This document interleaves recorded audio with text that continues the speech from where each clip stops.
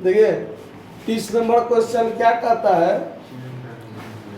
रमेश 2000 रुपया के निवेश पर एक निश्चित दर से और 1600 रुपया के निवेश पर उससे 2% ऊंची दर पर ब्याज प्राप्त करता है।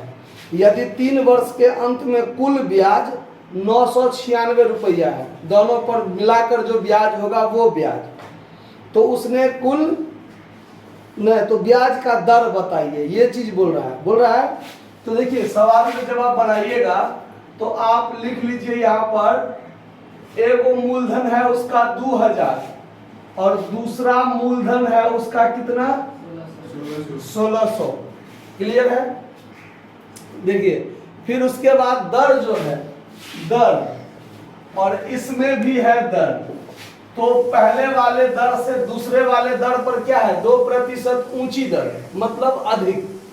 तो अगर इस पर x% है तो इस पर कितना हो जाएगा x + 2% हो जाएगा।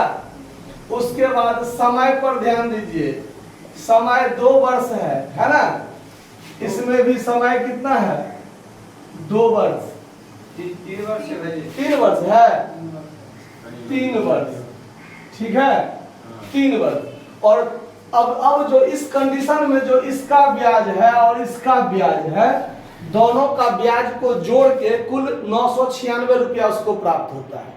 तो दोनों का ब्याज निकालिए पहले, तो इसका ब्याज निकालिएगा तो मूलधन गुने दर गुने समय बट्टा में 100 होता है ना। तो मूलधन कितना है 2000, दर है x%, समय है 3 वर्ष बट्टा 100, 0000 कट गया तो 20 या 60 x हो गया ना। अच्छा इसका ब्याज निकालिए, इसका ब्याज निकालिएगा तो क्या होगा मूलधन गुने दर गुने समय बट्टा में 100, तो 1600 गुने x + 2 गुने 3 बट्टा में 100, 00 से 00 क्या हो गया कट गया। अब ये 16 या 48 ये हो गया इंटू x + 3 हुआ ना। कैलकुलेशन कीजिएगा तो 48x प्लस गुना कीजिएगा इसको तो 144। इतना समझ में आया बात। अब देखिए ये ब्याज और ये ब्याज दोनों ब्याज आया ना। अब दोनों ब्याज को यदि हम जोड़ देते हैं तो हमको 900 क्या कोई दिक्कत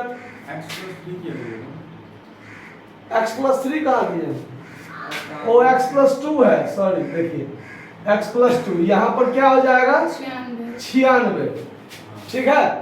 अब ये ब्याज और ये ब्याज दोनों को जब हम जोड़ देंगे तो हमको टोटल मिलाकर 996 रुपया प्राप्त होता है ना। कितना प्राप्त होता है हाँ। तो अब देखिए अब यहां से कर दीजिए according to question 60x + 48x + 96 बराबर 996।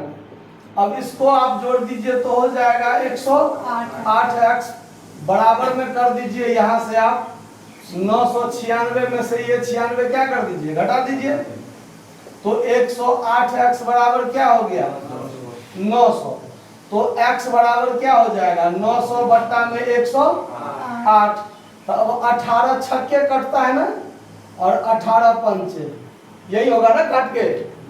अब देखिए फिर 2 से काटिएगा तो 3 और 2 से काटिएगा 25, यानी x बराबर क्या आया आपको 25 बट्टा 3। यानी अब यहां पर ध्यान दीजिए क्या है, ये सवाल का पहला पार्ट, सवाल का दूसरा पार्ट, सवाल का तीसरा पार्ट हो गया। अब यहां से सवाल का चौथा पार्ट चलेगा, है ना। सवाल ऐसे न बना हुआ है।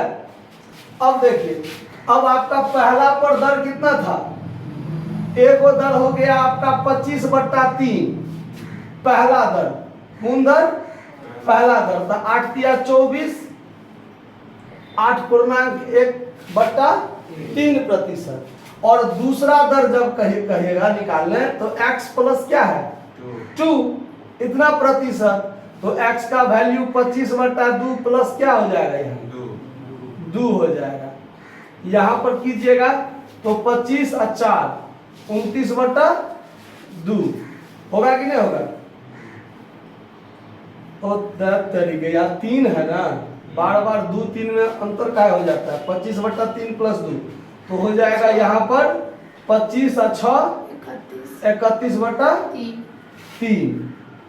अब काट दीजिए तो 10.1/3%। तो एगो आंसर आपका ये हो गया, एक आंसर ये हो गया। कोई दिक्कत समझ में आया ना? नोट कर लीजिए। धन्यवाद।